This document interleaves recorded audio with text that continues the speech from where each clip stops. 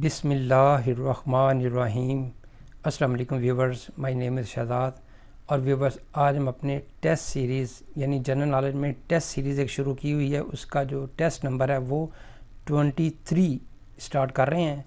Viewers, जो test है ये एमसीक्यूज़ की शक्ल में होते हैं। मुकाबले के इम्तिहानात के लिए ये काफ़ी हेल्पफुल सीरीज़ है और वैसे भी जनरल तौर पे भी जो है ना वो तमाम यूज़र्स के लिए बहुत हेल्पफुल है। क्योंकि सपोज़ अब अगर आप बच्चों को करवाते हैं, रोज़ाना का 1-2 सवाल करवा लेते हैं, तो वो देखें 3-4 साल में 1000 से ऊपर सवाल कर लेते हैं। 1000 से ऊपर सवाल करने का मकसद 10,000 क्वेश्चन है, क्योंकि इतनी शऊर आ जाता है जब ये सवाल आप करते हैं।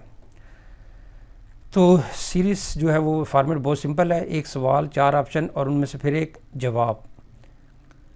तो आज का जो सवाल है वो ये है, क्यूबा के मिसाइल क्राइसिस यानी बहरान के दौरान अमरीकी सदर कौन था। ये एक अमरीकी बहरान था, तो उसमें दुनिया जो है वो ऑलमोस्ट न्यूक्लियर वर्ल्ड वार 3 की जानब रवां दवां थी।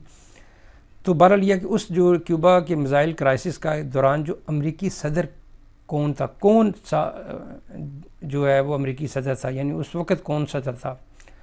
तो 4 ऑप्शन हमारे पास, Harry S Truman, Eisenhower, John F Kennedy या रिचर्ड निक्सन। तो व्यूवर्स, यहाँ पे अगर देखा जाए तो हैरी एस ट्रूमैन, जो क्यूबन क्राइसिस है ये सेकंड वर्ल्ड वार के बाद की बात है, और हैरी एस ट्रूमैन ये वो सदर थे जिन्होंने जापान पे हमले की जो है ना वो हुक्म दिया था। आइजनहावर करीब तरीन हैं, John F Kennedy, Richard Nixon.